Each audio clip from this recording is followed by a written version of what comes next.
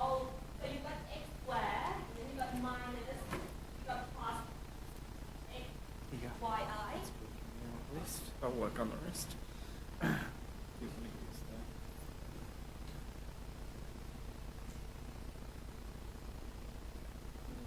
one doesn't have the click thing.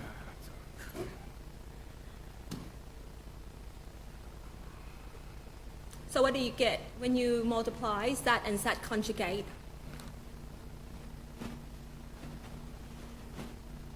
X plus iy multiply x minus iy. Yes, you got a real numbers, which is just a real part, right? You got a complex number, but which is just a real part, so we just get x squared.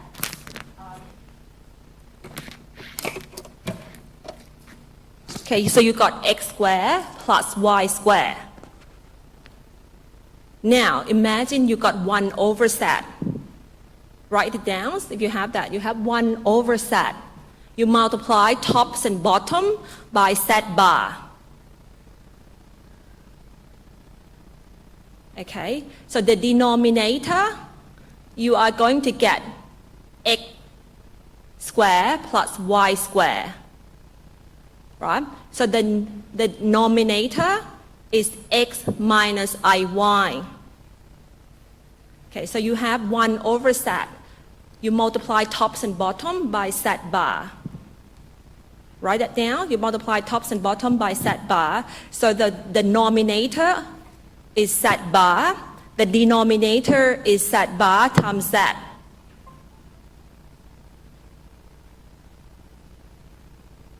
Yeah? So, and as a result, your denominator is going to reduce to x squared plus y squared. Right? And the denominator is x minus iy. It's on the other side. Looks like we're going to get something soon.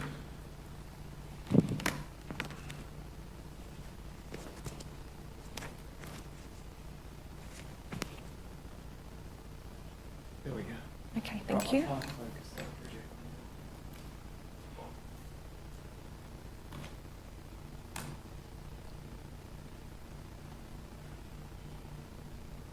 Okay. So, as I was mentioning before, is this laws of arithmetic of complex numbers. So this is the same as what you've seen for the real numbers, right? So you have those commutative, associative identities in words and things like that.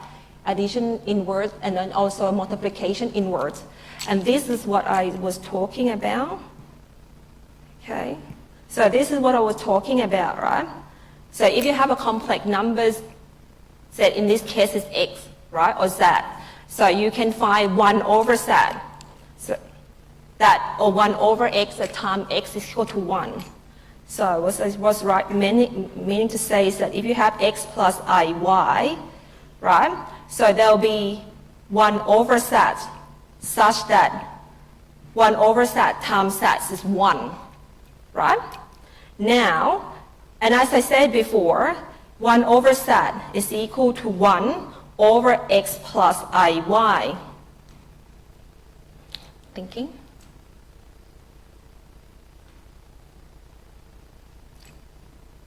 Okay, so 1 over z is equal to 1 over x plus iy. Now, when you look at this formula here, you cannot identify which one is the real part and which one is an imaginary part, right? So, to do that, we are going to use the property that we just derived. You derive that yourself, right? That when I have x equal to x plus iy, I multiply by its complex conjugate, which is z bar is equal to x minus iy. When I multiply those two numbers, I should get x squared plus y squared. Now, so I'm going to use this property, so I'll multiply, right, x minus iy, tops and bottom. Yeah?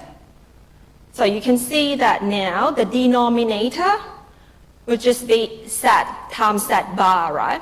So this is going to give you x squared plus y squared. Yep. Now, the denominator would just be 1 times x minus iy. So you just get x minus iy. Okay, and now you can see clearly because I can write it this way, x squared plus y squared minus y, x squared plus y squared, I. So you can see that there now I can identify this is the real part of 1 over z. And this minus y over x squared plus y squared is an imaginary part of 1 over z. Okay. And you can see that this is also a complex number. So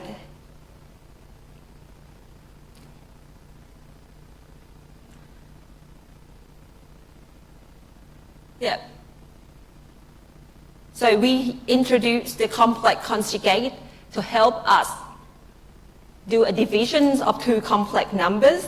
Let's just say that if I let z and w be a complex numbers, right? And if I want to find z divided by w, so now I have divisions of the two complex numbers, right? Z and w, and I write it as z divided by w. Now, to find the end results of these divisions, right? So for example, I have this is equal to x plus iy, say, and then I have w as a plus ib. Okay, so for example, that is x plus iy, w is a plus ib. Now, again, it's not, this division should be a complex numbers, right? But if you just leave it like that, you can't see what is the real part and what's the imaginary part of the divisions of the complex numbers. So, to help you, right, to find what is the real part or what is the imaginary part of those complex numbers, so you are going to multiply tops and bottom by the complex conjugate of w. Okay. The reason that you want to simplify the denominator, right? So that's why you multiply by the complex conjugate of the denominator. Then when you multiply this, the top one will just be what we did last week, which is multiplication of the two complex numbers. So it's xb, right, minus xa minus ixb plus iya, and then I got minus I square yb. Okay, and the denominator would just be a square plus b square, right? Because I got the complex conjugate multiplying with its complex numbers. So the top one, I can write this out as x times a. I square is minus 1, right? So this is going to be x times a plus y times b, right? And then divided by a square plus b square, and the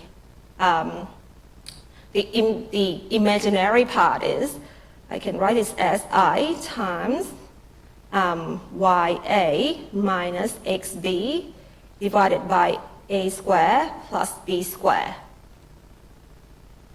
Okay, so now it's clear to you that this is the real part of z divided by w, and that is an imaginary part of z divided by w. So the idea is that if you have z divided by w, right, so you are going to multiply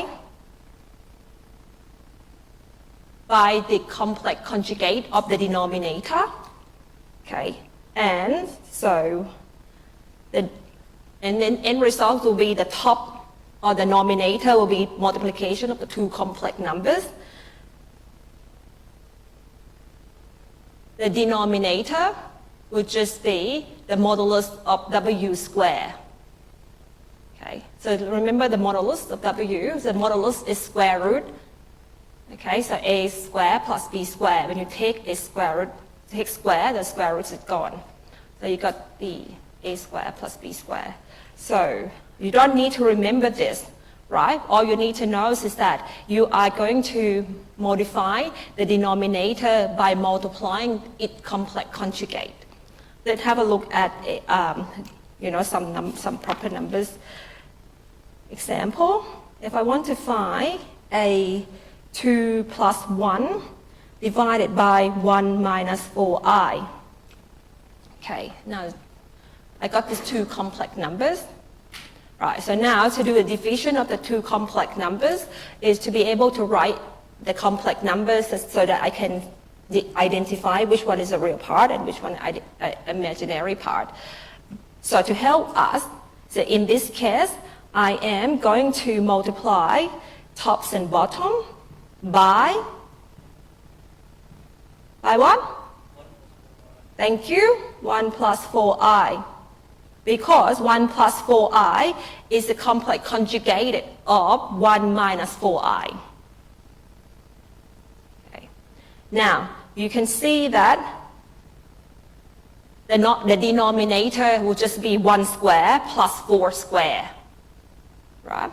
But the denominator is what we have to do the complex multiplication of the two complex numbers, which is 2 plus 8i plus I plus 4i squared.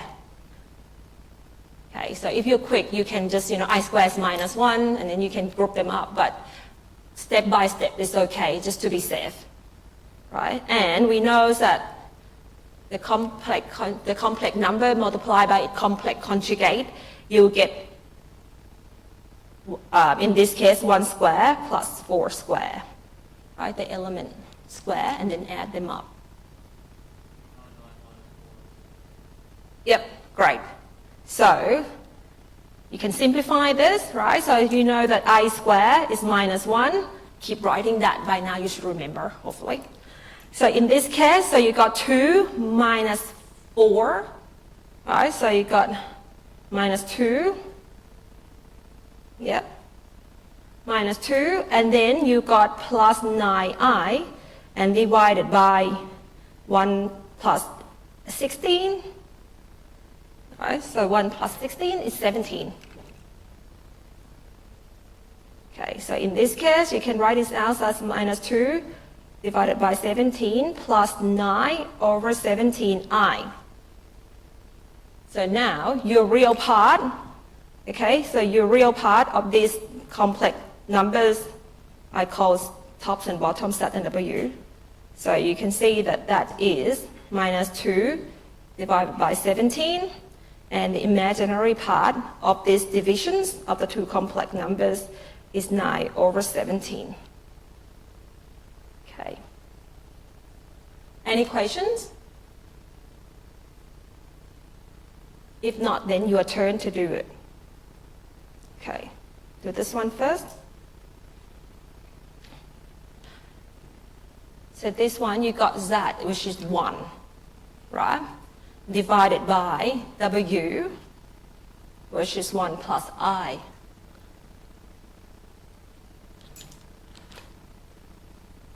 When you finish, just let me know what's your answer. So if this is a multiple choice questions, right, you can see that you can get rid of the two answers straight away, right?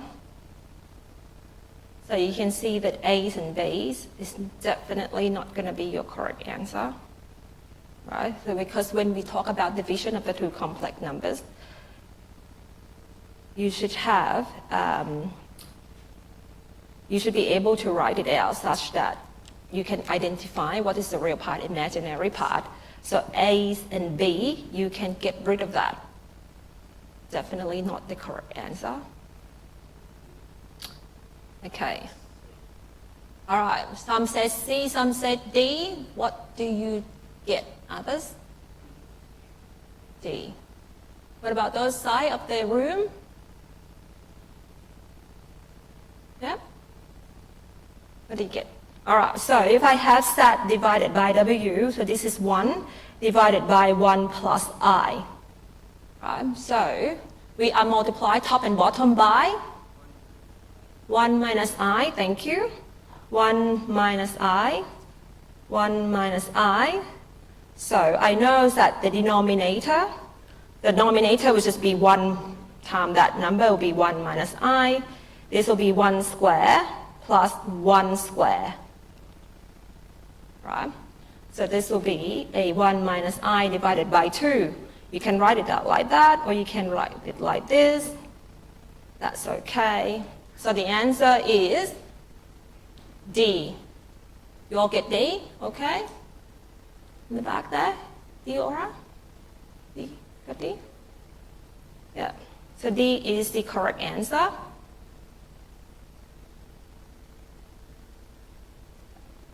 No questions? Any questions? If not, then another example for yourself. So this one is SAT is 7 minus 2I, W is 3 plus 4I. So you have 7 minus 2I divided by 3 plus 4I. So the first step, you would multiply top and bottom by, yep, 3 minus 4I, yeah, conjugated of the complex conjugate of W. Yep, so you're right, so you multiply 3 minus 4I, 3 minus 4I. Okay, what do you say? Anyone else? So I know the denominator will be 3 square plus 4 square. Right? It's just that you need to take a bit of time to multiply this through. So you got 21 minus 28I minus 6I, and then you've got plus 8I square. Okay. Now, you remember that I square is minus 1 right there again to remind you, right? So when you simplify this, what do you get? 21 minus 8.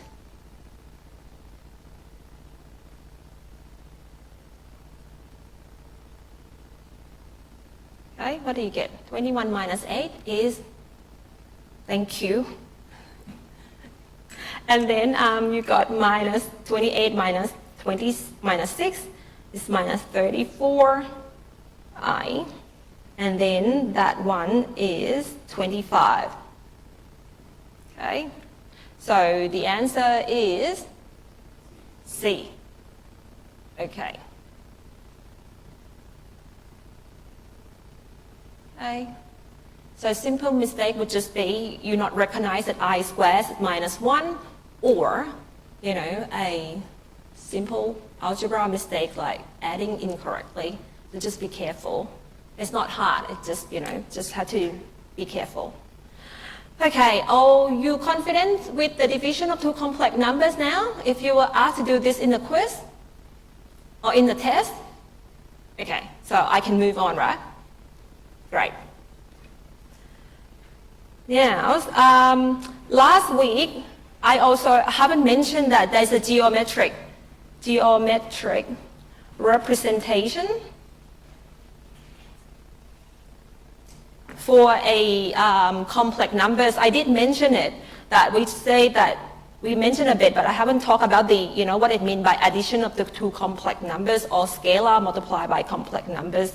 Let's just say that this is, you have the imaginary part and this is the real part, which is x and y, right? So I can say that if I have point SAT here, okay, which is SAT is given by x plus I y, then this is the point SAT in the complex plane, right? And I can draw an arrow starting from 0, the origins, 0, zeros, to that point, right? So the arrows is always point to that SAT. Okay, now if I have 2 times that, right? So this is going to be equal to 2 times x plus iy, right? You know this, you can do it algebraically. But what it means geometrically is that 2z, right, is going to be twice the size of this arrow, right? So if I draw 2z here, it's going to be the same arrow here, which point out in the same direction as that. But the length of it is going to be 2 times the size of z. Okay, so that's what is geometric representation when you draw these complex numbers in the complex plane. So if you have 2z, it's going to be same directions, but it's just twice the size of z. So likewise, if I want to write minus z, right? So if I have write minus z, then it's going to be same size as z, but point in a different direction, the opposite directions of z. So I can write minus z, so it's going to be the same size of z, but in the opposite directions. So this is going to be my minus z, for example, right? Then, so the other things is about if I have z plus w, okay, so what does it mean geometrically? So we're going to see this again when we do vectors, right? So, so let's just say that I have a vector w. Okay, if I have a vector w, just say here, right? If I have, not a vector here, sorry, I'm talking about complex numbers. If I have a complex numbers here, right, that I'm writing as an arrow pointing to this complex number w. Now, when I'm talking about z plus w, right, you can imagine of it, right, that you are going to lift this w, so I call this arrow w, right, in the same directions at w. Okay, so I'm moving this arrow where the beginnings, okay, is going to be connected to the arrow of z. Okay, and so you can see that I'm just basically lift that arrow w, right, and to join at the ends of z. So this is exact, if you've done vectors, this is exactly the same as you've seen in vectors additions. So as a result, the end result of z plus w is this arrow here. Okay, so you have that as w as well, right? So the end result is this z plus w. Okay, it's not w there. So the end result is you draw an arrow from the origin to the arrows of w. So I'm going to go through this again when we do vectors. Okay, but the same ideas as you represent them in the complex plane. And so this is, for example, you have this vector, complex numbers that is 1 plus 2i, right? And then if you have 2 times that, so that's 2 plus 4i. So you can see that arrows is twice the size when you do 2 times that. And here you have this set, which is by, the arrows are pointing to that numbers, and w, which is 3 plus I, right? And then when you do addition, so basically you just think of that arrow being moved such that you join the arrows of set by the beginnings of w. Okay, so it's still parallel to w, right? That line there, that arrow there. So the end result would just be you're joining, okay? You're starting the arrow where you at the beginning to the end arrow of w, and then you got the new complex number set w, which is 4 plus 3i. So that's a geometric representation, but in terms of algebraically, you just add the components of the real component and imaginary components. Okay. we're going to come back to this again in vectors. Okay, so the same idea of what you see in vectors. Okay, I'll just write this out as, so you can see that from this picture here, so I have a complex number set and complex number W. I add the two numbers, right, in the complex plane, which is represented by here, right? So set, I move set up to, I move W to join with the arrow of set, and I draw the new arrow from the beginning, from the origin to the end of W. I got set plus W. So, but you can see one thing that we can derive it from here is that this here has the length of, okay, that arrow there, the length is the modulus of set, right? And this length of that arrow there is modulus of W. And this length here is the modulus of set plus W, right? So one thing that we can derive by looking at this geometric representation when we draw these pictures is that the modulus of set plus W is less than or equal to modulus of set plus modulus of W, right? Do you agree with me from that? Because you can think of this, that if you have these 2 points here, right? You got this 2 points here, point A, say point B, right? So to go from point A to point B, the direct route would just go through that set W, set plus W, right? But the other route would just be, to go to set first and then to go to W. So as a result, we can say that, this length here, which is from point A to point B, right, is going to be less than or equal to, if you go by the length of set and the length of W. And then we call this a triangle inequalities, right? We call this triangle inequalities in complex numbers. Okay, so triangle inequalities. It's just another representations of what we can see by using geometric representations in the complex plane.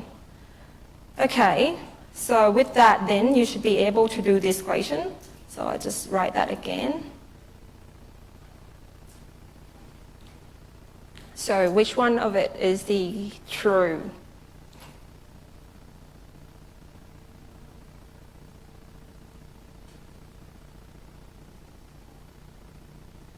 So first of all, what is the modulus of set?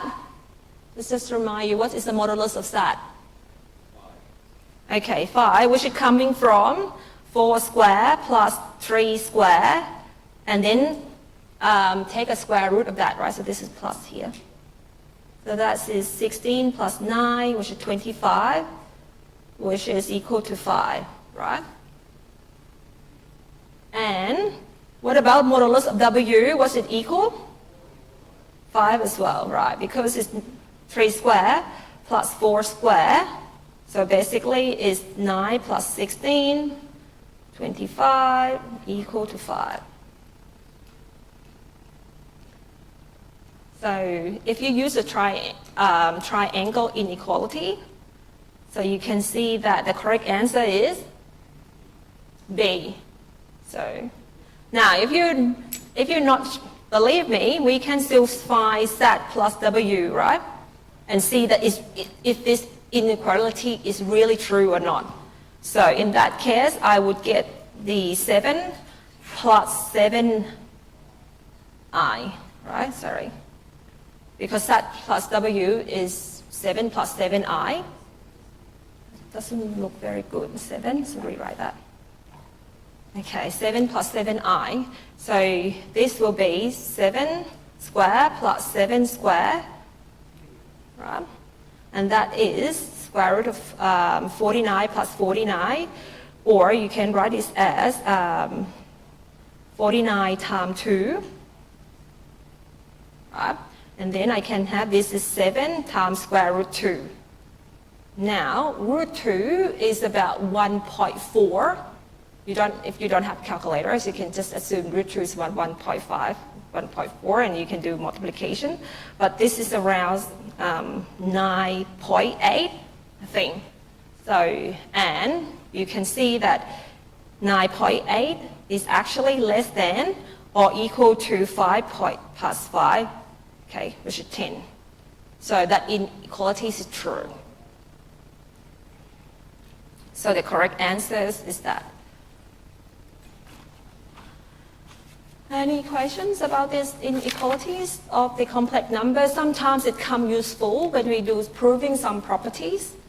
Okay, this is something that we can use it, but I don't think you see much later on.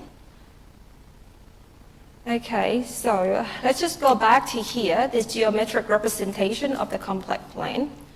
Okay, so I have this complex plane, right? Complex plane, and I said I have z, which is equal to x plus iy. So this is my real part, and this is my imaginary axis, real axis, imaginary axis. Now, what it means is that if this is z here, so I have x in the real, okay, so x unit in the real axis, and I have y unit, right, in the imaginary axis, okay? So let's say that this is z, which is x plus iy. Okay, so next thing, so this is what we call here, this is the Cartesian form, right? So this is the Cartesian form of a complex plane, right? So in this case, I can represent my complex number z as x plus iy, or I can write it as x comma y, right? So think of this, it's just a Cartesian plane, like a Cartesian coordinate system, right? So it's similar to that, but instead of the x-axis and y-axis, we call it the real axis and imaginary axis. So this is the Cartesian form of z, right? So I can write a shorthand notation of x comma y.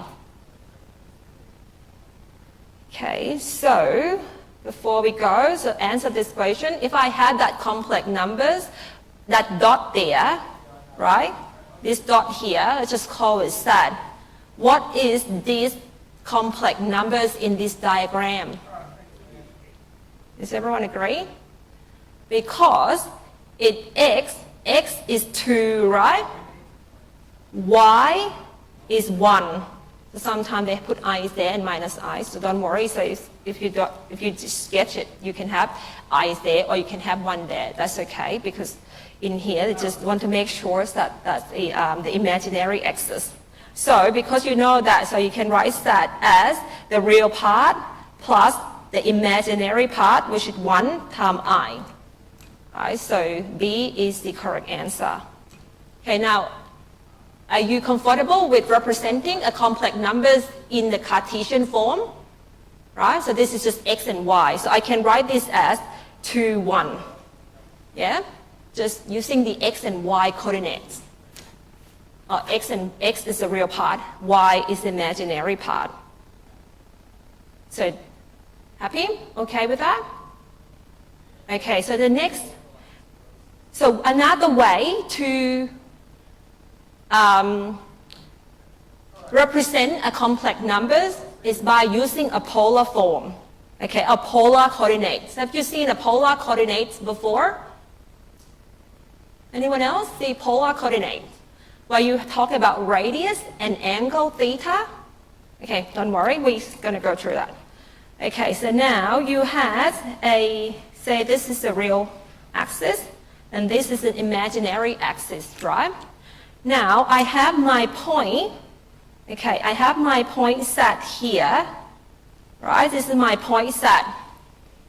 And I have set is equal to x plus iy, right? So which means that this is x unit here, and that is y there. Yeah, so this is still, I'm talking this is a Cartesian form of the complex number z. Now, imagine that this point z is going to lie on the circle, right? So let's just, so this is a circle, okay? So that's a circle, okay? So imagine this point here is lying in the circle, on the circle I mean. So what is the radius of this circle? So if I draw the arrow like that, what is the radius of this circle?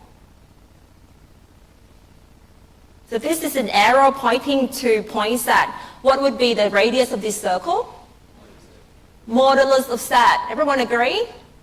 Because this is an arrow, okay, pointing to that point on the circle, so we can say that the radius, which I call is R, right, is equal to the modulus of Z. Okay, because this point Z here is lying on the circle, okay, and so if we measure from the origin, the length from the origin to any point on the circle is the radius. So in this case, the radius is the modulus of Z. Okay, so now to describe this arrow, okay, we need the radius and we know the length of this arrow, which is modulus of Z. The other information that we need to precisely tell us where is this point is this angle here, right? What we call the angle theta, and theta has a special names. In complex numbers, it's called an argument. Okay, so it's called the argument. Okay, so it's called the argument of Z. Arguments of Z, or sometimes I short as arcs of Z, ARG of Z, right? So with this information of R and theta, we will know precisely what that point set, okay, in the polar coordinates. So this is the polar form of your complex numbers, right? So before we have the X and Y is the Cartesian form, right? Cartesian form. Now we have the polar form, okay? So if you're giving a point Z, you give the radius R, you give a theta the angle, so you should be able to find what point set on the complex plane in terms of the polar form. Because from here, right, so you should be able to write this as, okay, so there's a relationship between the angle theta and R with the X and Y, right? So if you go from, say, okay, so we know that X is equal to R cos theta, right? You use the relationships of the triangle. So you know from here this cos theta is equal to X over R, right? Using your trigonometric function relationship, we know that cos theta is X over R, and we know the sine theta is Y over R, right? So as a result, the relationship between X and R and theta is that X equal to R cos theta and Y is equal to R sine theta. Okay, so if you are given R and theta, so you can use this relationship. So use this relationship when you know R and theta, right? And you want to convert it to the Cartesian X and Y. Okay, so you know this, and then you want to convert into X and Y. Now,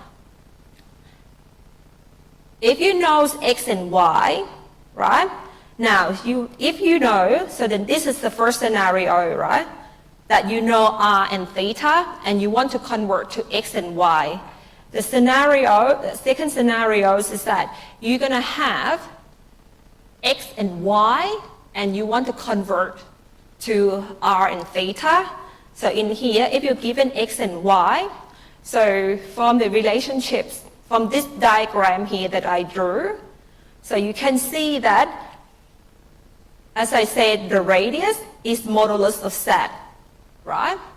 And the modulus of z is x squared plus y squared, and take a square root of that. So in here, if you know x and y, then you can find the radius as square root of x squared plus y squared. Okay? And then what about angle theta? From here, what angle theta would be? Yes, that's right. So we can say that tan of theta is y over x, right? From here, tan of theta is y over x. So then I can say that theta is equal to arctan, or tan inward of y over x. So you use this relationship, okay? So you use these relationships here. Use this relationship.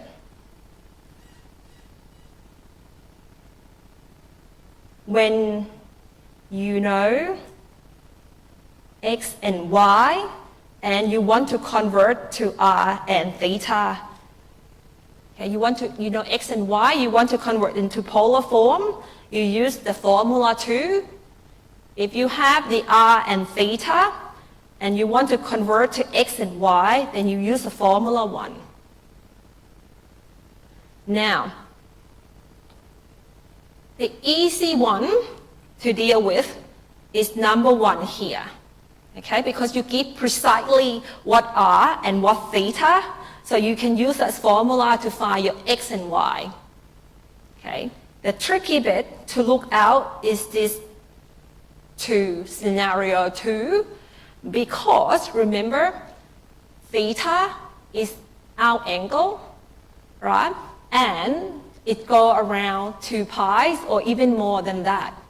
So we're going to do examples on both scenario. Okay. So, but this is one tricky. This one is easier. Okay, but let's just do on both. Okay, let's have a look at. So it's just doing this again. So for example, I can say that this is right. So this is, for example, a point z, right? I can say this is a point z, and this is represented in the polar form, right? So this is represented as the polar form here, and then I can write that as x and y as well, right? So I can write set of x and y, and the relationship that I said that you can write is as r and theta as well. Okay, so for example, I can write it set here. So in this case, I can write it as r. If I just say this is what, like 1, 2, 3, 4, I can write r as 4, and then angle theta could be pi on 4, right?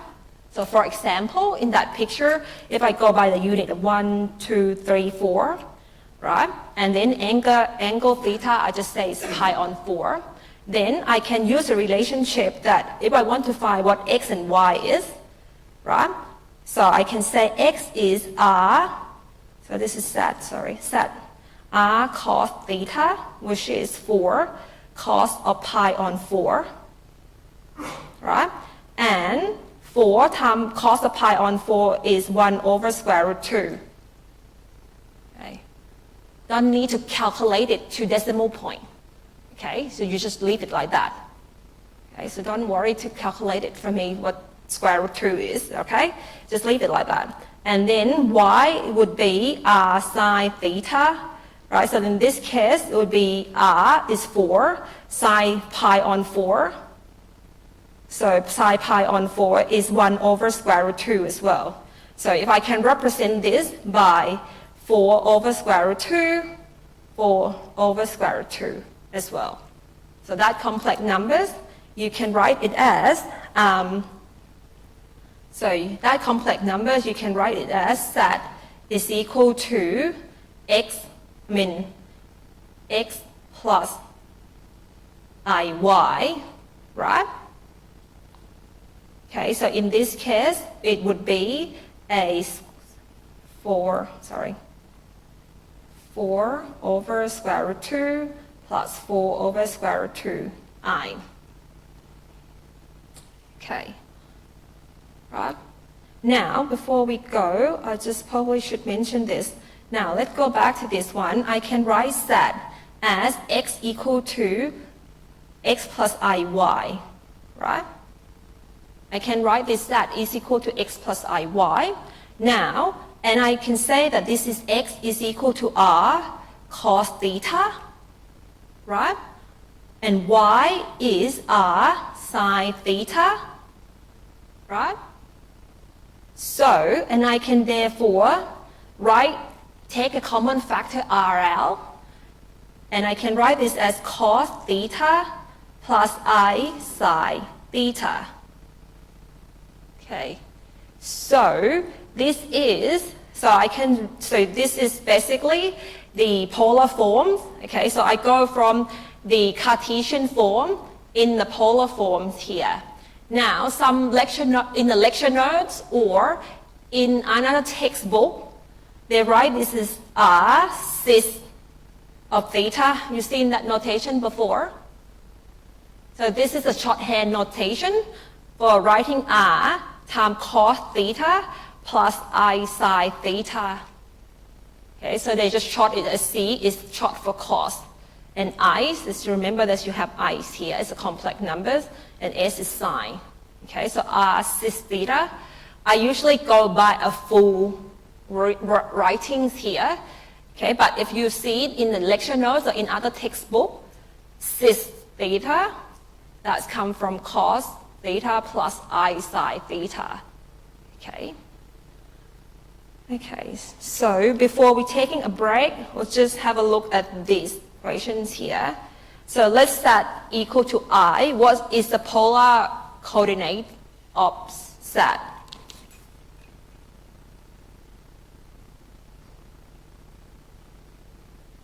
So if you sometimes drawing a picture help. Okay, sometimes drawing a picture help, especially simple equation here, right? So you know that this is the real, that is the imaginary. I is here. This set here, which is that point I.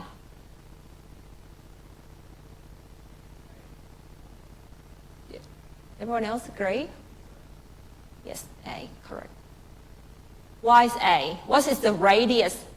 Imagine this point here is lying on the circle. Okay, when we talk about the polar coordinate, you have to think of a circle and an angle, right?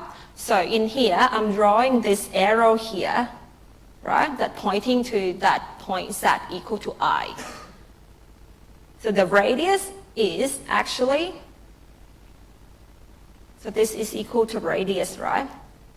So the radius is the absolute values or the modulus of I, which is equal to 1. Thank you. So the radius is 1. And the angle theta here, so angle theta is measured anti-clockwise from the real axis, right? The angle theta is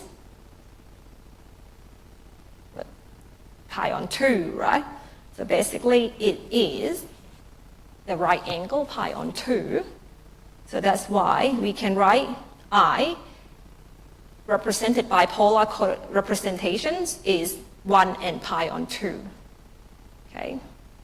So you can write that equal to I, and then you can write this as 1 cos of pi on 2 plus 1 times sine of pi on 2. And this is I here, another one there. Okay, so you can write this as 1 and pi on 2 as a shorthand notation. Okay, let's have a 5-minute break. Okay.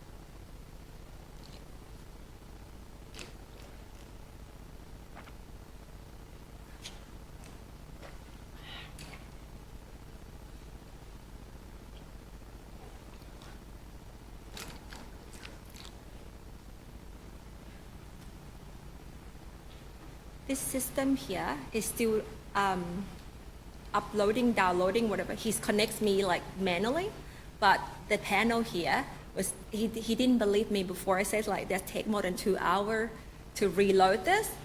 He said it was like 3 minutes. I said no, last time I experienced that. But anyway, he joined me manually, but yeah, something wrong with this panel. It's still like doing that for the last hours already.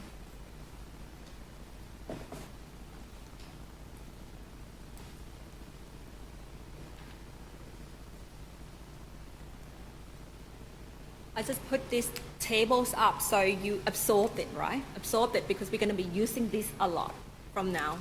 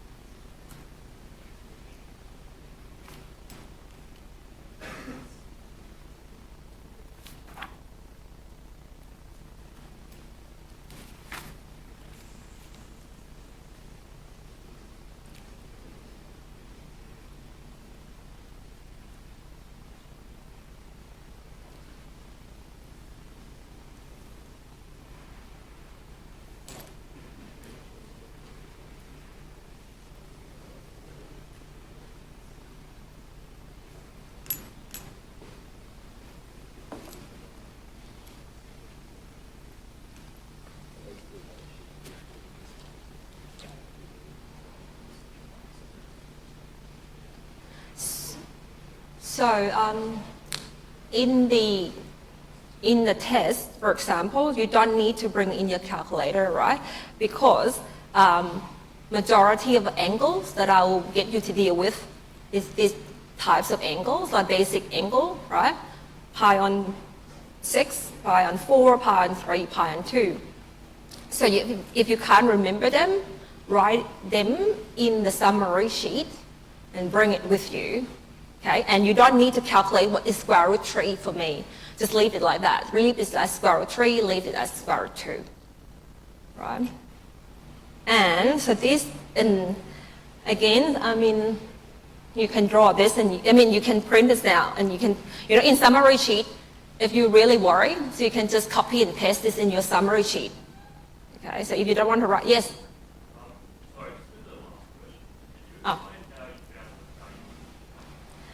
So values of theta is, so theta is an angle that we measure from the x-axis. Okay, so we say that this is our arrows is in that, right? So this arrow here, do you agree that it's making the angle 90 degree with the x-axis? Okay, so as I said before here, this is our theta, right? We said theta is measured anti-clockwise, like what we did in trigonometric function. So in here, this is our normal sat, but in here, in this particular example, sat is equal to I, which is that point there. Yeah? So, therefore, angle theta is here is equal to 90 degree because it's making this right angle with the x-axis. Okay, that's why it's equal to, so it's equivalent to pi over 2. Okay. Now, so before we move on, I just say that this is you're gonna need this, right? And you can bring them into in the summary sheet.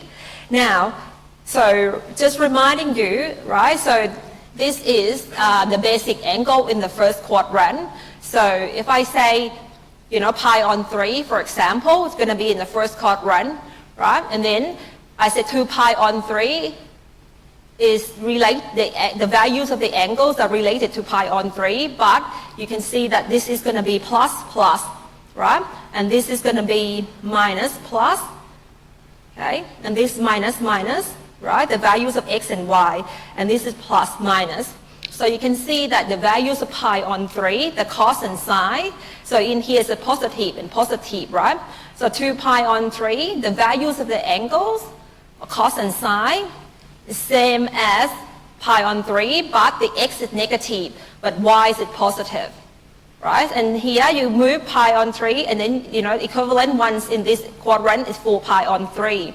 And then 4 pi on 3, the values of the angles, cos and sine, is minus and minus, right? And then, so you have 5 pi on 3. So the cos and sine, values the same, but the size is different. So x is positive, y is negative.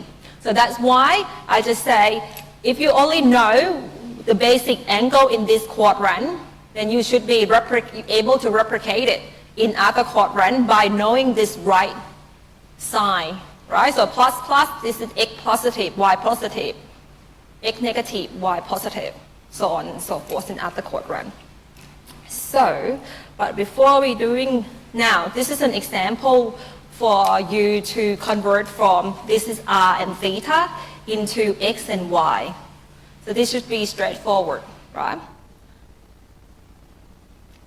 So in here, they're giving you the complex numbers in the polar form and ask you to find in the Cartesian forms. Right, so in here, you can find that x is equal to r cos theta, and y is equal to r sine theta. Right, so what do you get here? Now, the first is r, right, so r is 2.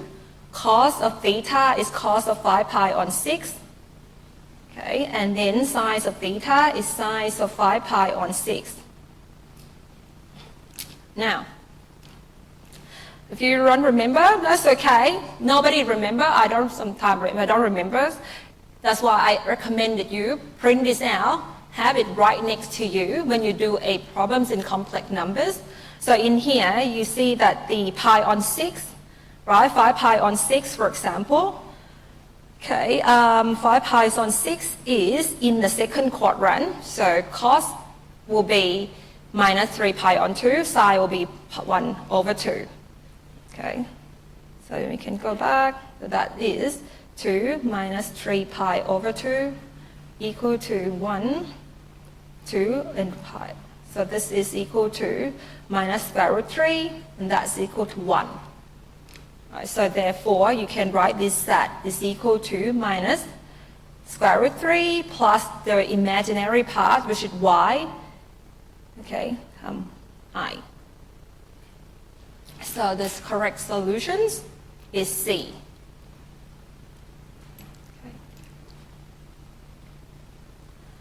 Okay, so another one here.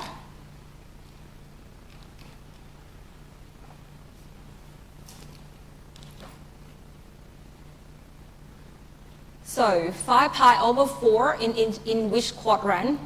So you got pi over 4, and then you got 3 pi over 4, and then you got 5 pi over 4. Right? 5 pi over 4 is in the third quadrant. So the values of the angles are like pi over 4, but it's fall in the third quadrant.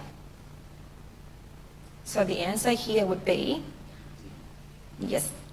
So you got x equal to square root 2 cos of 5 pi over 4, right? And then y is r, which is square root 2, sine of 5 pi over 4.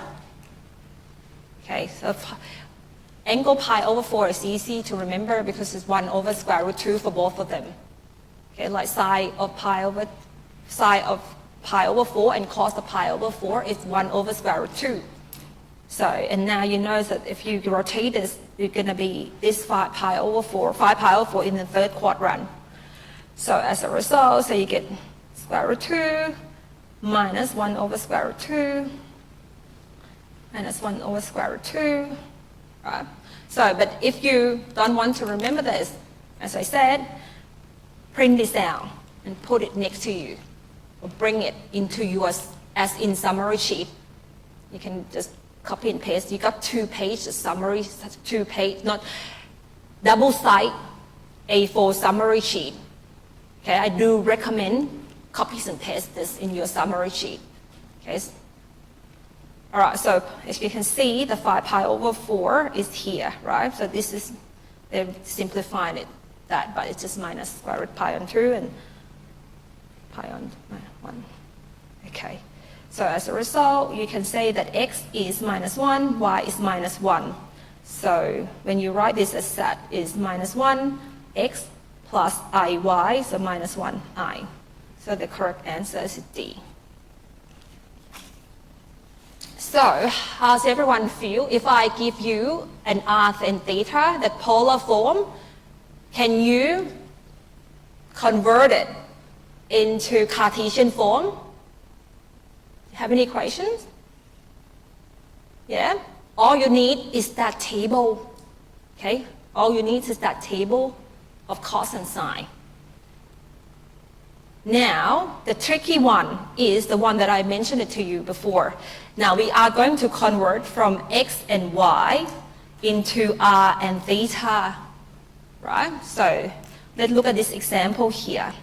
So, write z equal to 1 minus square root 3i in polar form. Okay. Now, I say that here, before, let's just rewrite this again. If I have z equal to x plus iy, right? R, the radius, would be x squared plus y squared, right? And theta, which is our argument, is tan inverse of y over x.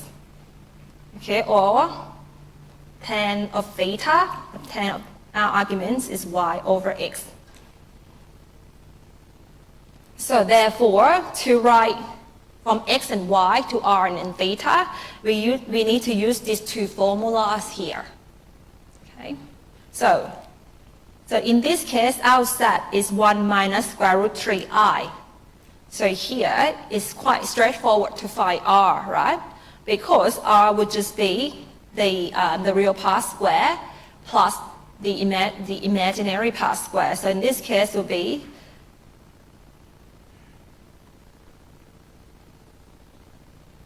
yeah. Yes. So you will have 1 plus 3, which is equal to square root 4, which is 2. Okay. Now, so the next one is to find angle theta. So from here, you know that tan of theta is y over x, right? The imaginary part divided by the real part. So y is minus square root 3 and x is 1. Okay. Now, if you go back into our table here, we know that tan of pi on 3 is square root 3, right? Tan of pi on 3 is square root 3. So recall that tan of pi on 3 is equal to square root 3. So the angle theta here is going to be related to pi on 3, but which quadrant we need to identify, right? So if you go in here, right? So I said x is 1, y is minus square root 3. So this point is set here is going to be in which quadrant? The 4th quadrant, right? Because this is the quadrant when x is positive, y is negative, right? Because x, which is our real part here, is 1, and y is minus square root 3. So z is in this quadrant. Everyone agree with that? Z is in that quadrant because x is positive, y is negative. So this angle theta here is going to be angle that related to pi on 3 okay? But it's in, so it's going to measure like this, right? So this angle theta here, okay? Because it measures from the x-axis into that point Z. So it's pi on 3 in the fourth quadrant. And if you wanted to look at that, so pi on 3, related pi on 3 in the fourth quadrant is 5 pi on 3. Okay, so it's this angle here, pi on 3. So you can say that, therefore, the angle theta is 5 pi over 3. Now, can it be other angle, this theta here?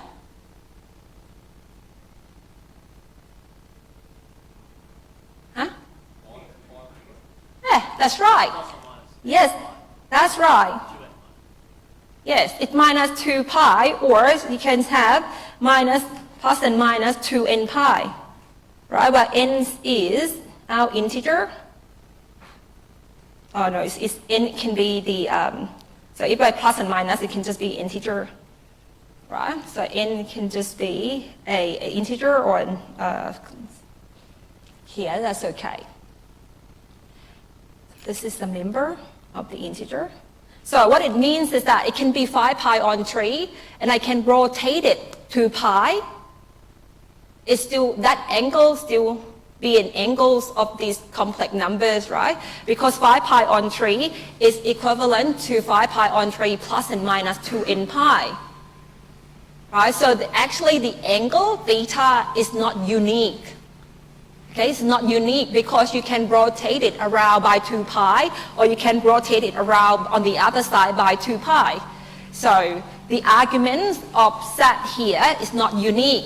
So we call this angle here, right, an argument, what I wrote before, an argument of set. Now, as you can see, it's not unique. So as a result, we are going to restrict an angle theta so that our solution will all be consistent, right? Otherwise, you're going to say 5 pi on 3 plus 2 pi. Your other friend will say 5 pi on 3 minus 2 pi. So when I could have 200 versions of the answer, right? So to help restrict our answer, okay, so we are going to call principal argument, okay? So the principal argument, angle theta here, argument, we are going to restrict angle theta to be between minus pi and pi, okay?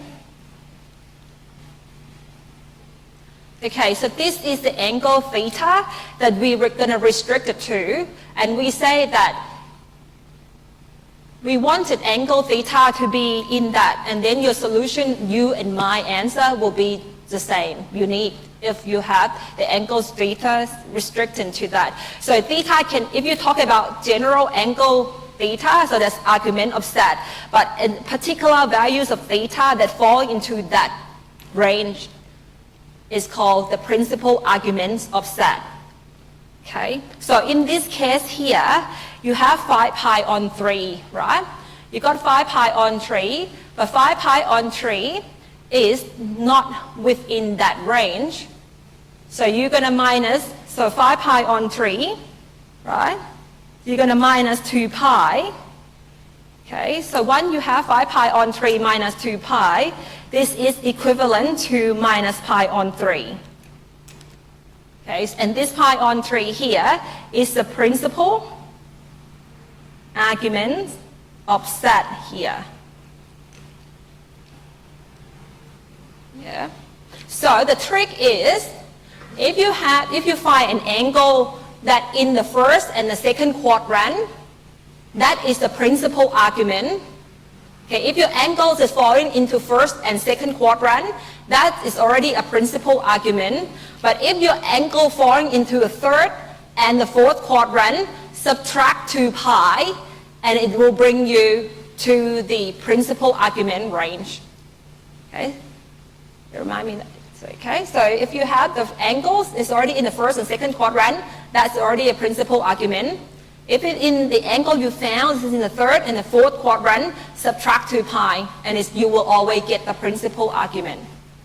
Okay, so in this case, you got angle 5 pi on 3 is in the fourth quadrant, so I subtracted 2 pi, so now I got the angle which is in that range there, so, and I say that minus pi on 3 is the principal argument, whereas before we just 5 pi on 3 are just an argument. Okay, so as a result, now I can write 1 minus square root 3i as the polar form, right? So that's, I got r as a 2, and then cos of minus pi on 3 plus I sine of minus pi on 3, right? And then, so I can write this as 2 and minus pi on 3. And that's the polar form. Okay, and if you expand it out, so you can see that when you expand it out, you get 1 minus square root 3i back.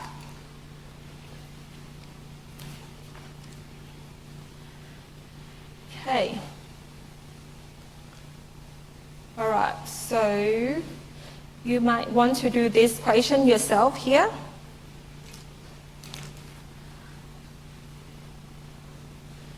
We should do lots of practice here, right? Because so the tricky bit is finding that principal argument, or the tricky bit is just finding that argument first, right? So you need to be able to identify what is set falling in the, the complex numbers falling into which quadrant.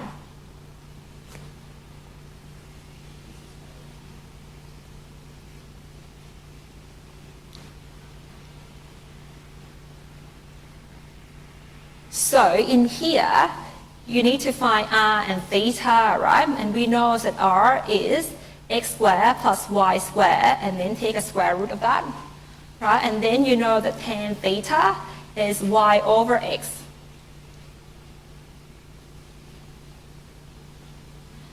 Okay, so this one, what did you answer? I know A. What about other people? So if you want to put this, right, so you know this is x and this is y, right? We know that this is positive and positive. X positive, y positive. So it's going to be in your first quadrant. Right, so that one there we know for sure. And if this is a multiple choice and you want to do something quickly to move on, there's only one answer there that's actually in the first quadrant. Right, which is pi over 4. You see that? So if you do a multiple choice, you can guess or you can delete it from the answer by just say, there's only one angle there in the first quadrant, so it had to be A. And it's really A because, okay, so because you got R is 1 square root 2 square plus 1 square root 2 square, and that is 2 over 2. Right? So that is square root 2 over 2, which is 1. Okay, so the radius is 1. And then, so you have tan theta is 1 over square root 2 divided by 1 over square root 2. So tan theta is equal to 1. So theta, therefore, is equal to pi on 4 because it's 1 and both x and y is positive. So therefore, in this case, theta is pi on 4. And pi on 4 is already a principal argument. Okay, so in here, pi on 4 is already principal argument. So as a result, you can just say that A is the correct answer. Okay, because pi on 4 is between minus pi and pi. Right? So this is already a principal argument. Okay. All right, so the next equation then. So when you get the equation in the workshop, you get a bit more complicated equations, okay? But you get to do more practice and also looking at the task book on complex numbers. So there's more exercise for you to look at as well to practice. Okay, so what is this one here? So in here, x is negative, right? So x is negative x and negative y, right? So what quadrant would this be? The third quadrant, yes, that's right. We know that this, if you plot this, right, so this set here is going to be in the third quadrant here. Okay, so we know that R here would be 1 as what we had before, right? Because you got the square root of the x squared plus y squared. So R is what like before is 1. Now in here, your angle tan theta is minus square root 2 and minus square root 2. So if you only look at tan theta equal to 1, you're going to make a mistake, right? Because if you say tan theta equal to 1 and you go straight to pi on 4, it's going to be incorrect. You need to consider the sign of x and y as well. Okay, so in here, you got tan theta equal to 1. So your theta will be something, the angle related to pi on 4. But it's going to be related to pi on 4 in the third quadrant because we got x and y that is both negative. Right, so if you want to, so here we're going to get an angle 5 pi on 4. Right, that's the equivalent of angle pi on 4 in the third quadrant. So if you go back there, right, so in here, our angle theta is 5 pi on 4. Okay, so that's an argument of set. But 5 pi on 4 is not the principal argument. Right, so we are going to subtract 5 pi on 4, subtract 2 pi to make it a principal argument. Right, and that is minus, what's this called? 6 pi on 4. That is 2 to 4 minus pi on 4. Am I correct? No, minus 3 pi on 4. Okay, so it's 8 pi. Yep. So minus 3 pi on 4. Okay. So now this is an argument, right? But this is the principal argument. So the answer is therefore C.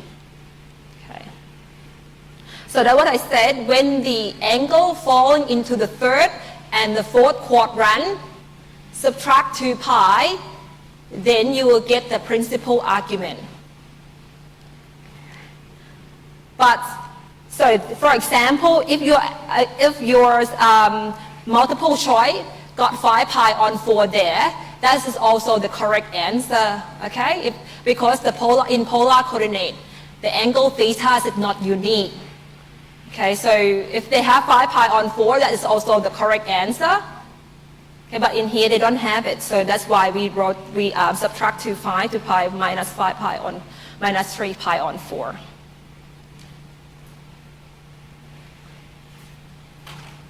Okay, so do more practice. If we have more time, I'll do another question for you.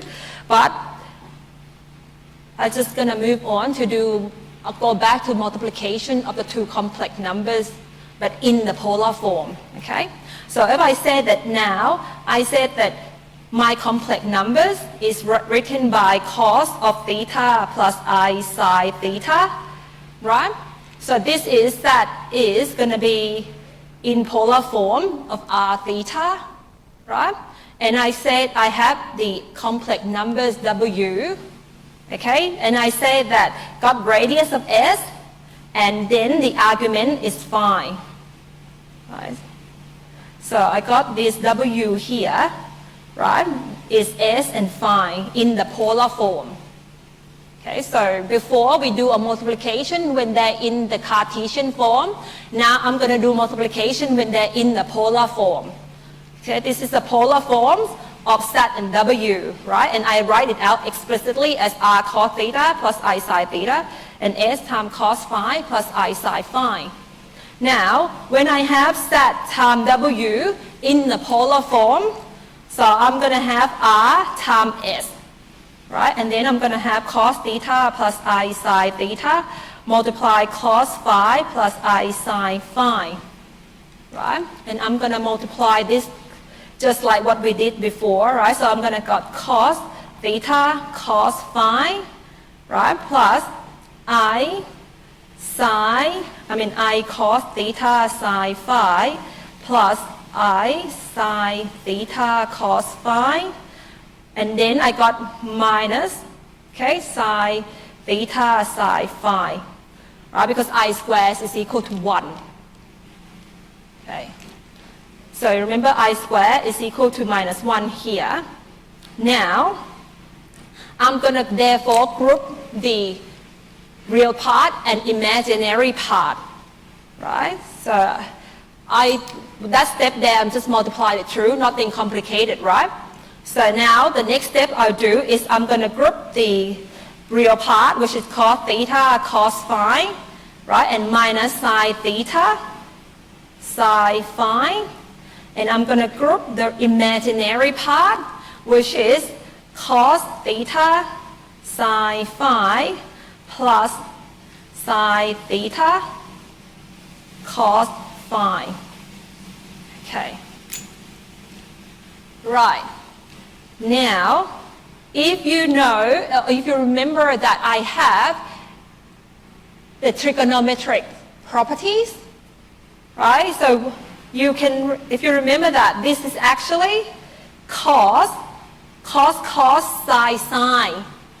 The sine the same, so cos, sine. So this is cos theta plus phi.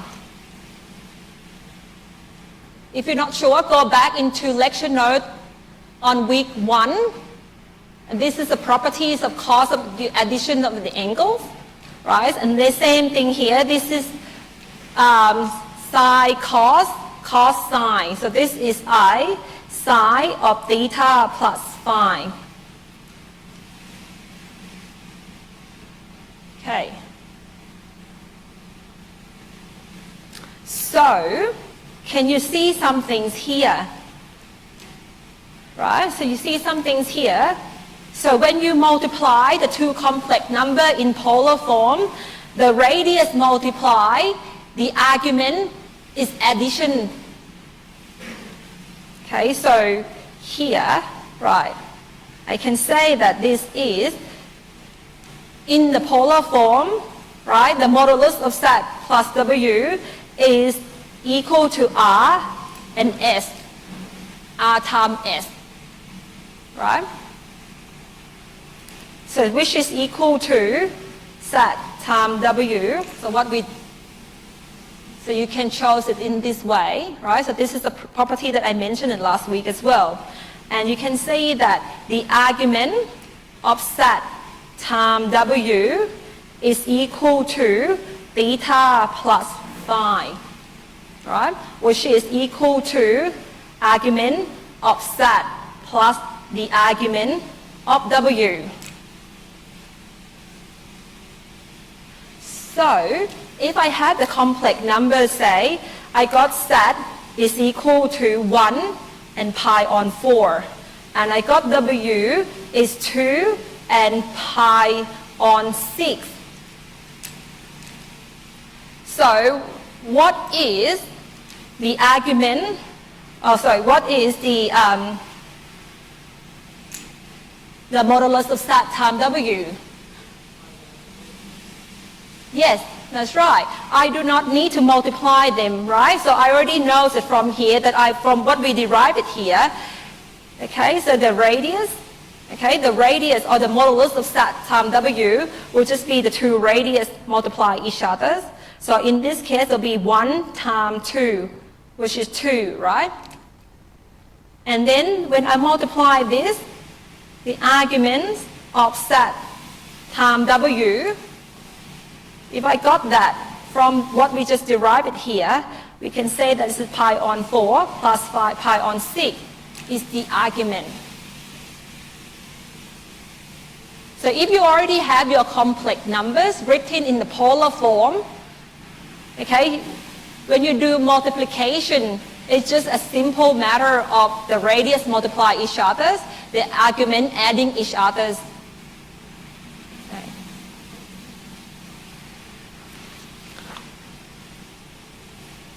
Okay, so, and likewise, so for example, okay, so if I have set 1 is equal to 1 over square root 2 plus I over square root 2, right?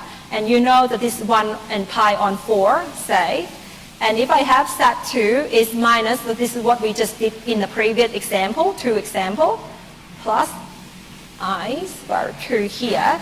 And we already know that this is 1 and minus 3 pi over 4, right? So this is from the previous example. So in the past, if you do set 1 times set 2, you are going to do this, right? Plus I, and you multiply that, right? And then you multiply the 2. But since we already know this in the polar form, we can easily know that set 1 and set 2 are going to be the radius multiply each other. So the radius is 1, right? And then you're going to cos of the angle, which is pi on 4 minus 3 pi on 4, plus I sine pi on 4 minus 3 pi over 4. So which is, we already know that's going to be a minus 2 pi over 4, right? So I got cos minus 2 pi over 4 plus I sine of minus 2 pi over 4. And minus 2 pi over 4 is minus pi on 2, right? So cos of minus pi on 2 will be 0, right? And sine of minus pi on 2 will be minus 1. So the result of this is just minus I. Yeah? Because this is cos of minus pi on 2 plus I sine of minus pi on 2. Right? And we know that cos of pi minus pi on 2 is 0. So that's why this is sine of minus pi on 2 is minus 1. Right? So that's why we got minus I here. So you can see that it's simpler than I multiply this true and that true and that true and that true. Right? So if you already have the complex number written as the polar form, you can just use what we derived it here, right? And it simplifies things quite a bit too. Yeah, so that's the ideas of using the polar form to do multiplication. So I'm just going to run through quickly so you can do the same thing with the divisions as well, right? So here I got R cos theta plus I sine theta, right? And then W is S cos phi plus I sine phi. So in here, we got the divisions of the two complex numbers, right? Same idea, you are going to multiply by top and bottom by? Yes, that's right. It is the complex conjugate of the bottom. Okay, so you're going to multiply it by cos phi minus I sine phi. We just did that at the beginning of the lectures, right? So cos phi minus I sine phi. Because that's the complex conjugate of the denominator, right? Because this is plus here, the minus there. So we can write this as R over S. And then you just multiply through in the top one, you just multiply 2, right? So this is going to be a cos theta, cos phi, right? Minus I sine phi cos theta, right? And then plus I sine theta, cos phi, and then you got minus, right? And then so that will become plus, right? Sine theta, sine phi. And the denominator will just be cos square phi plus sine square phi. Right? It's just each element square. And we know that this denominator is 1, right? With the trigonometric identity, denominator will be 1. So, and as a result, so this denominator here is 1. Okay, so I only need to deal with the the denominator on the top. So I'm going to same way group them in terms of the real part, which is cos theta plus sine theta sine phi, right? And I'm going to write them in the imaginary part as sine theta cos phi minus sine phi cos theta, okay? And then that. Okay, because the denominator is 1, so we don't have to worry about the denominator. And as a result, we can use the trigonometric properties as well, right? So in here is cos, sine, sine. So this is going to be cos of theta, because sine is plus there. So this is cos of theta minus phi, and so this is plus I sine of theta minus phi. Okay. So I'm just using the trigonometric properties from the table that we talk about it in week 1. Okay. And so the nice things here is that when we have W divided by, that means that divided by W, right?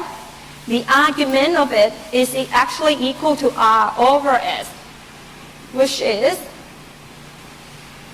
argument of stat divided by argument of W. So this is proof, the properties that we talk about it, about the argument of stat and W, right? And the argument of stat divided by W is equal to theta minus phi, which is an argument of stat minus the argument of W. So it makes things simpler, because now if you have complex numbers that written as the polar form, doing division, you only got to divide, like for example, things like this. So like what we had before, right? Sat 1 was 1 and pi on 4, right? And sat 2 is 1 and minus 3 pi on 4, right? So this is the same what we did before. So now if you want to find sat 1 divided by sat 2, right? So you can write this in a polar form as the arguments, the radius is 1 over 1, right? And then so the arguments will be cos of pi on 4 minus will be plus 3 pi on 4, right? And then plus I sine pi on 4 minus will be plus 3 pi over 4. Okay, so this is giving you 4 pi. So it gives you cos of 4 pi over 4 plus I sine 4 pi over 4, okay, which is cos of pi plus I sine pi, right? So now we know that cos of pi is minus 1, sine of pi is 0. So the divisions of sat 1 divided by sat 2 is minus 1. So in the past, you would have to do 1 plus, okay, right? In the past, you do this, and then so this is what sat 1 and sat 2 look like, right? So in the past, you would just have to multiply by the complex conjugate of this term, and then you simplify it. But if you know the polar forms, so things simplify a lot. Okay, so because you just use that, the radius divided by each other's, and you got the arguments subtract each other's. So you can see that knowing the polar forms is quite useful when you do multiplication and subtractions. Okay, all right, so before you go, can you answer this question for me?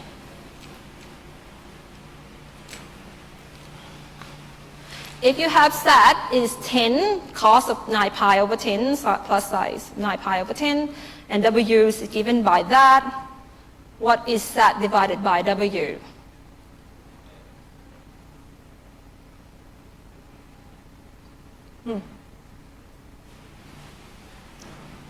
Said properly. Huh? Why is D?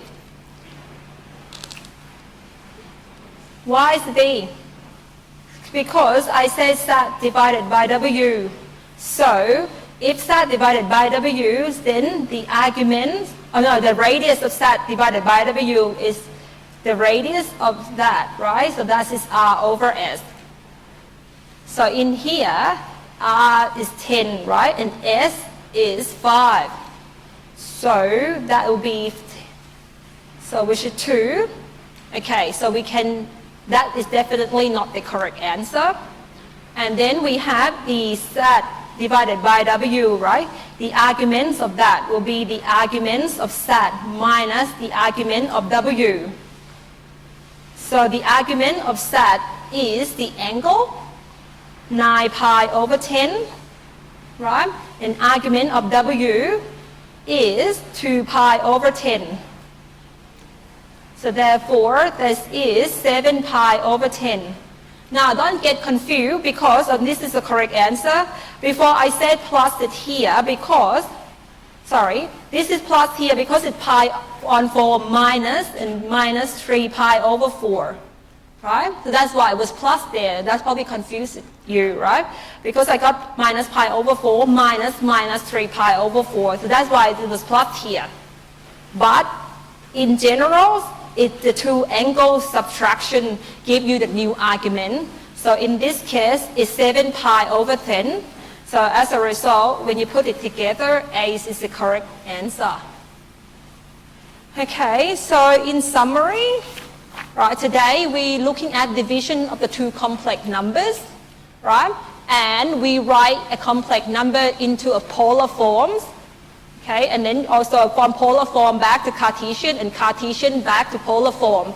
So the practice that you need to do, I hope you can get to do some practice, is when you got a Cartesian form, write it in polar form. Okay, do that, lots of that practice. And I'll come back on Friday and we do the warm-up exercise with that at the beginning of the lectures. Okay, we'll finish it now. Any questions before we go? No, otherwise I'll come back on Fridays and we start off with writing the polar form of the complex numbers x and y.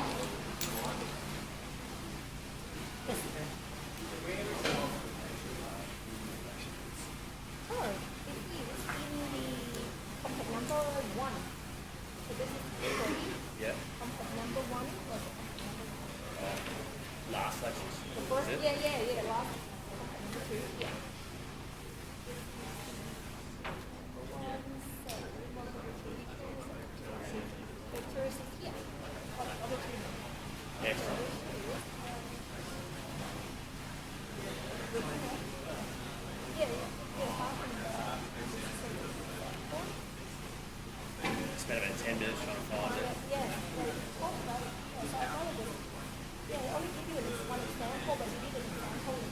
No, fair enough. It's lecture by lecture. Fair enough. We do addition and subtraction and multiplication in the last one.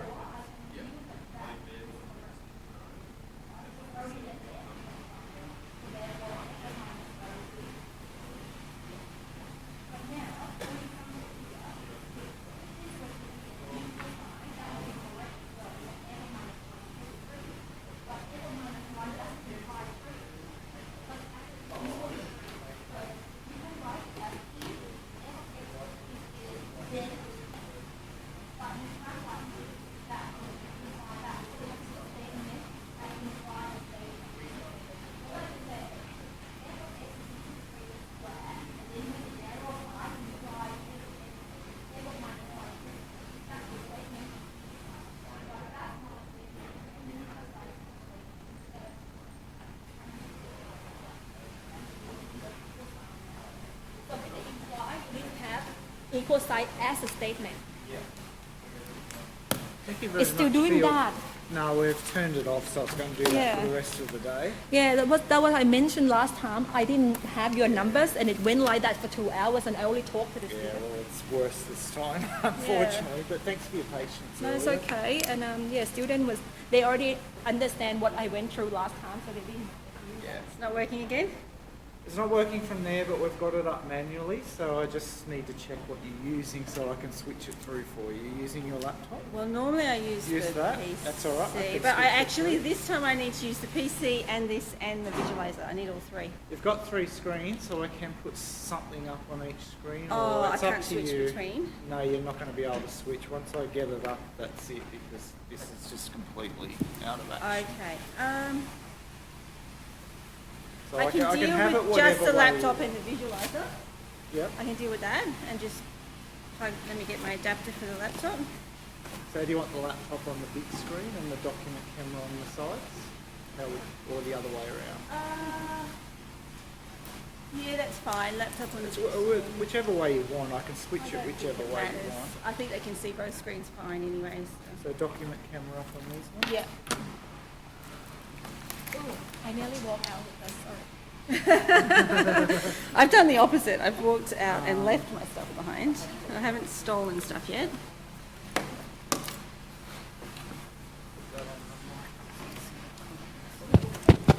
I'm fine with the desk as with the phone. I'm not going to wander around. So document camera. I can still use. I know what it might do.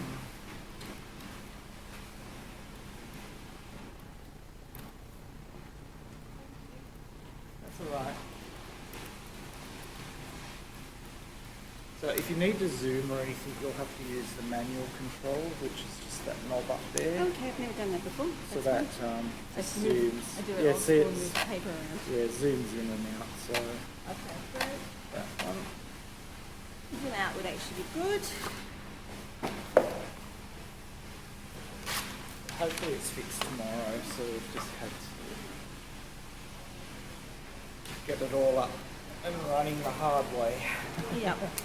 Thank you. I'm glad you're here. Last time I That's couldn't all get right. any help at all. If you ever get stuck, it should be that CTEC one on the Yeah, so phone. I dialed the number. Is it 15579? We can't One double see- five we seven can't nine. see Yeah, because, one double five 7 9 is what I dialed. But Yeah. at first I think it was 2 for lecture theatre help, and it just wouldn't connect through. It's only one person answering one phone, so if they're on a call, unfortunately, just Ah, I see. they're already on a That's why it just wouldn't connect. It would be more handy if it gave an engaged signal or something. Or let you know Yeah. that I'll it's just put busy. this up and I'll be at it. Right. Oh, okay. I forgot something. That's all right.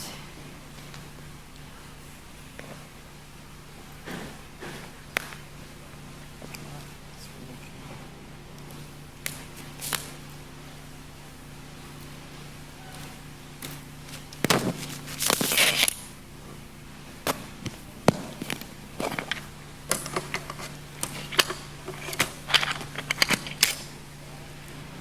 But if you've got a lecture capture, that should still happen. So do these two will be captured? Yes, What will be yeah. captured? Both. Both? It should capture dual, so it should capture whatever's on the side screens as one, because you can't. Yeah. And that one. Okay, great. Yep.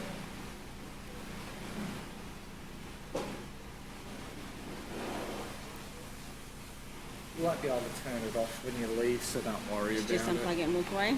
Yeah, just unplug and walk away. All right, Yeah. thank you. No worries.